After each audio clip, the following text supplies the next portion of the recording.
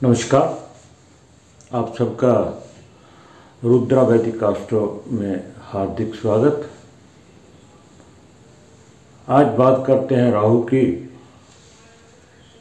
राहु के संबंधित पहले भी मैंने 5-6 वीडियो अपलोड की थी, जिसमें एक वीडियो में राहु के प्रभावों की बात की थी कि अगर राहु का प्रभाव है, अशुभ प्रभाव है, उसकी दशा चल रही है, अशुभ स्थिति में बैठा है, तो कैसा प्रभाव होगा आपके शरीर के ऊपर, आपके घर में,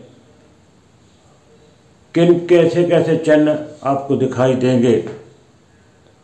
ये सारी बातें पीछे वीडियो में कर चुका हूँ, पर फिर भी थोड़ी जानकारी के लिए मैं रिपीट करूँगा। और आज का जो विषय है वो ये है कि राहु सामान्य फल कैसे देता है। 12 के 12 भावों की हम चर्चा करेंगे और ये जो चर्चा होगी वो सामान्य फल की होगी, किसी राशि विशेष या किसी ग्रह विशेष के साथ नहीं होगी कि अगर पहले, दूसरे, तीसरे, चौथे, पांचवें किसी भाव में बैठा है, अकेला है तो कैसा, शुभ ग्रह के साथ है तो कैसा, अशुभ ग्रह के साथ है तो कैसा, थोड़ी इतनी सी चर्चा होगी। परंतु ये जो फल कथन है वो सामान्य बताया गया कि अगर राहु पहले भाव में बैठा है, स्थित है, तो कैसा फल देगा। लक्षण के बारे में पहले बता चुका हूँ, प्रभाव के बारे में पहले बता चुका हूँ। अभी भी मैंने बताया कि कोई इंसान बिना वजह से चिंतित हो, भयभीत हो, रात को देर तक नींद ना आए, सपने बुरे आने लगे, सपनों में डर लगने लगे और उसे कुत्ते से डर लगे, कुत्ता काट जाए, सांप या बिच्छू काटे या उससे डर हो, काले जानवरों से वो भयभीत है, ऊंचाई से, पानी से वो डरे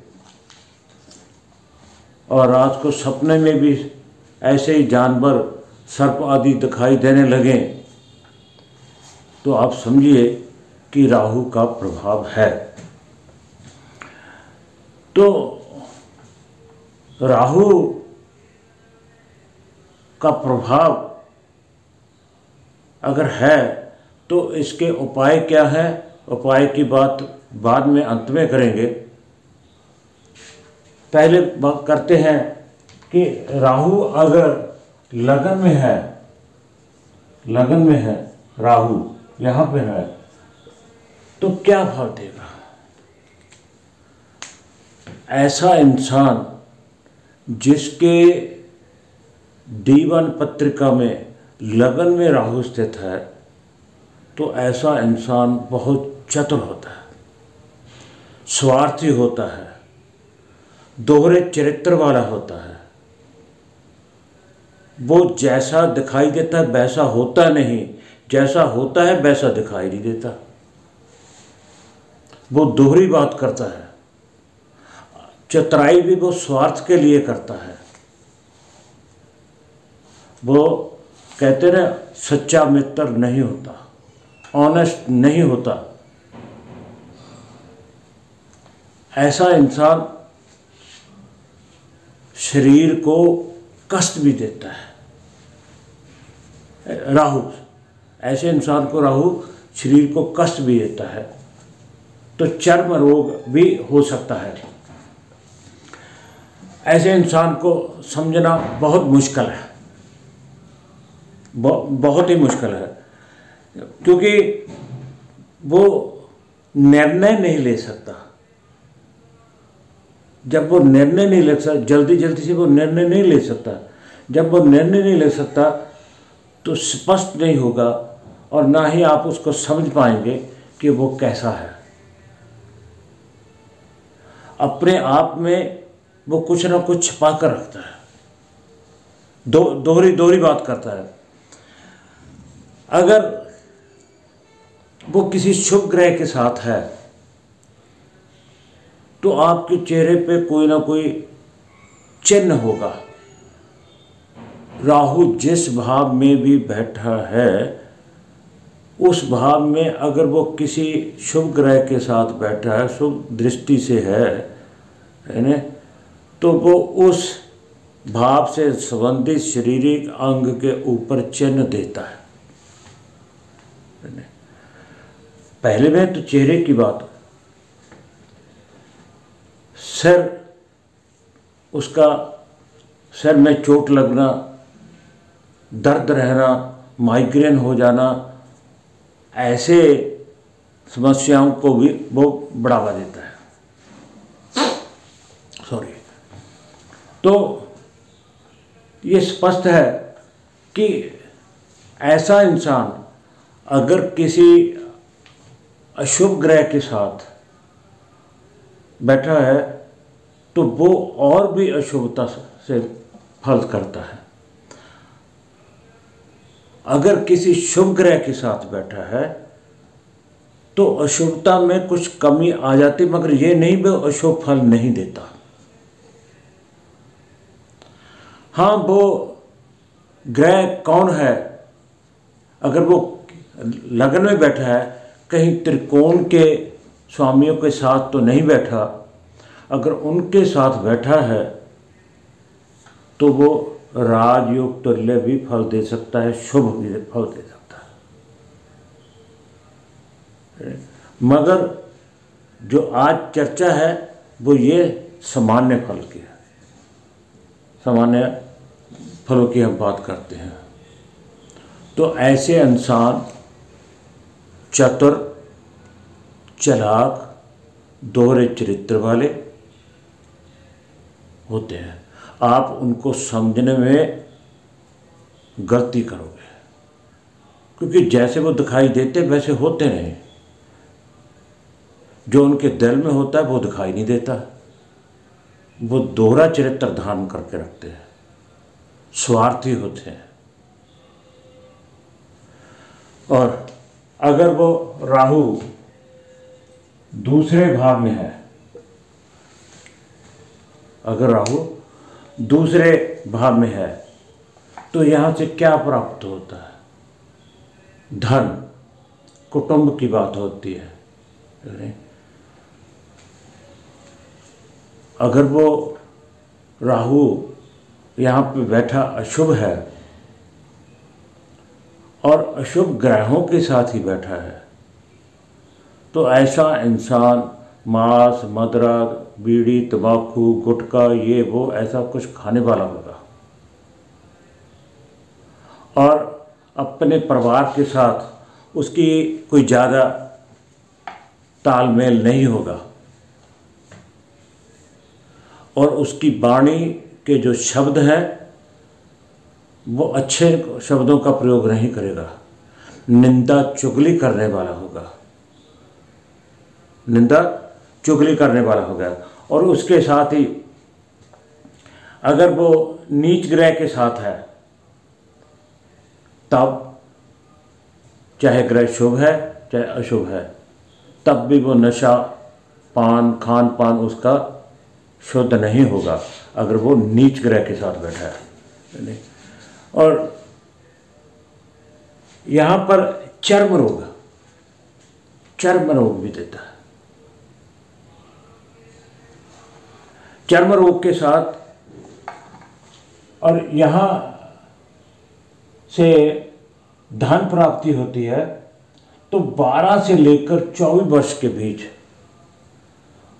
12 से लेकर 24 वर्ष के बीच वो धन की बर्बादी करता है, खास करके पिता के धन की बर्बादी। पिता द्वारा कमाए गए धन की खूब बर्बादी 12 से लेकर 24 वर्ष की आयु में। और अगर राहु तीसरे भाव में है तो यहाँ से हमें भाई पराक्रम की बात करते हैं। तीसरे, छठे और 11वें में राहु फल अच्छा देता है, पराक्रमी बनाता है, यशस्वी बनाता है। ये बात तो सही है, फल अच्छा देता है, परंतु साथ साथ में वो भाई के साथ जो तालमेल है वो नहीं रहता। भाई के साथ तालमेल उसका अच्छा नहीं रहता और यात्राएं भी कराता है। यहाँ से यात्राएं भी होती हैं और उसके बाद हम यहाँ भाग्यशाली तो मानते हैं, परंतु भाई और जानवरों से उसको खतरा ही लगा रहता है कि कोई मेरे भाई या कोई जानवर मेरे ऊपर कोई अटैक ना कर दे, भाई मेरे साथ धोखा ना कर दे, या ऐसा इंसान भाई के साथ भी धोखा करता है, ऐसा भी कह सकते हैं। और अगर शुभ ग्रह के साथ है तो गले के ऊपर निशान, गले के ऊपर जहां बैठता कोई निशान नहीं देता। अगर दूसरे भाग में मैं बताना भूल गया तो होंठ के नीचे कोई ना कोई चिन्ह होगा, गले में, नाक, कान में कोई ना कोई परेशानी रहेगी, क्योंकि यहाँ से वाणी की बात होती है, उसके शब्दों का प्रयोग जो है वो शुभ नहीं होता। अब बात करते हैं चौथे भाव की। अगर चौथे भाव में राहु है, चौथे भाव पे राहु है,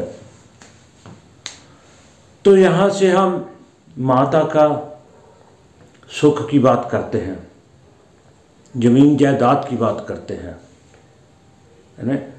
तो माता को भी चर्म रोग हो सकता है,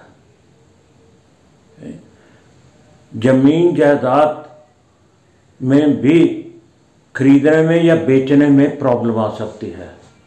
माता के साथ असमंजस सा ही रहेगा, ज़्यादा तालमेल नहीं रहेगा माता के साथ। यहाँ पे जो हमें सुख की हम प्राप्ति चाहते हैं वो जल्दी जल्दी आपको प्राप्त नहीं होगी। भ्रम बना रहेगा, भ्रम सा। जो भी चीज़ें, अगर हम कोई प्रॉपर्टी खरीदना चाहते हैं, कोई गाड़ी खरीदना चाहते हैं, या माता के साथ तालमेल में भ्रम रहेगा कि ये गाड़ी मैं खरीदूं या ना खरीदूं, धोखा ना दे जाए, ये ज़मीन कैसी होगी, उसके मन में भ्रम सा ही पैदा रहेगा, क्योंकि राहु भ्रम पैदा करता है। तो ये किसके प्रति होगा? जो यहाँ से चीज़ें हमें प्राप्त होती हैं। शुभ के साथ अगर होता है तो अशुभ फल में कुछ कमी आ जाएगी, मगर अगर अशुभ ग्रहों के साथ है तो उसके फल में अशुभता और बढ़ोतरी हो जाएगी,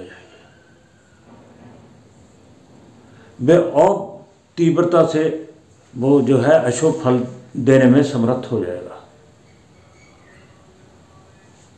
तो आज हमने लगन से लेकर चौथे भाव तक की बात की। अगली वीडियो में हम अगले भावों की कुछ भावों की बात करेंगे। तो सबसे पहले तो यह हमें भी पता होना चाहिए कि राहु अकेला है, शुभ ग्रह के साथ है, अशुभ ग्रह के साथ है, और उसकी पोजीशन क्या है। ये जो फल कर रहे हैं ये सामान्य फल है, किस राशि में बैठा है, किस ग्रह के साथ बैठा है और किसकी दृष्टि में बैठा है, इसका प्रभाव बढ़ेगा या कम होगा ये बात अलग है। मैं सिर्फ सामान्य फल की बात कर रहा हूँ। आगे चलकर हम ये भी डिस्कस करेंगे कि अगर मेष लग्न है तो मेष लग्न में राहु 12 भावों में कैसे फल करेगा, वृष लग्न है तो वृष लग्न में 12 भावों में कैसे बात करेगा। तो सब कंडीशनें अलग अलग हैं।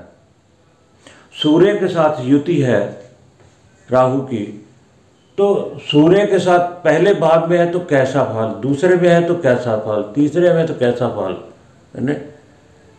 ये जो बातें हैं हर एक बात का अलग महत्व है।